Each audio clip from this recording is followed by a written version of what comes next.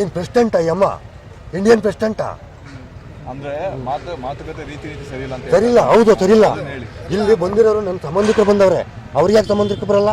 ಎಲ್ಲರ ತಲೂ ಇದೆ, ಎಲ್ಲ ಇದೆ ಬೆಳಕಳವ್ರದ್ದು ಆಗಿರೋದು.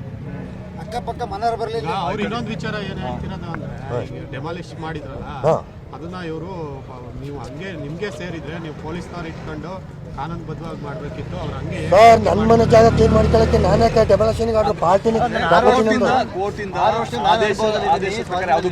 6 ವರ್ಷದಿಂದ ಆಯಮ್ಮಗೂ ನಮಗೂ ಇತ್ತಲ್ಲ, ಕೋರ್ಟಿಗೆ ಯಾಕೆ ಬರಲಿಲ್ಲ, ಬಾಕ್ಸಿಗೆ ಯಾಕೆ ಬರಲಿಲ್ಲ?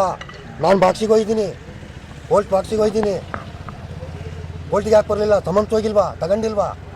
ಹೊಡೀರಿ ಅಂತ ಎಲ್ಲ ಹೇಳಿಲ್ಲ ನೀವು. ನನ್ನ ಜಾಗ ನಾನು ಹೆಂಗಾರ ಮಾಡ್ಕೊತೀನಿ, ಅವ್ರು ಏನ್ ಮಾಡಿದ್ರು ಗೊತ್ತಾ ಸರ್, ಅವರು ಮಧ್ಯ ನೋಡಿ ನನ್ನ ಜಾಗ ನಾನು ಏನಾರು ಮಾಡ್ಕೊತೀನಿ.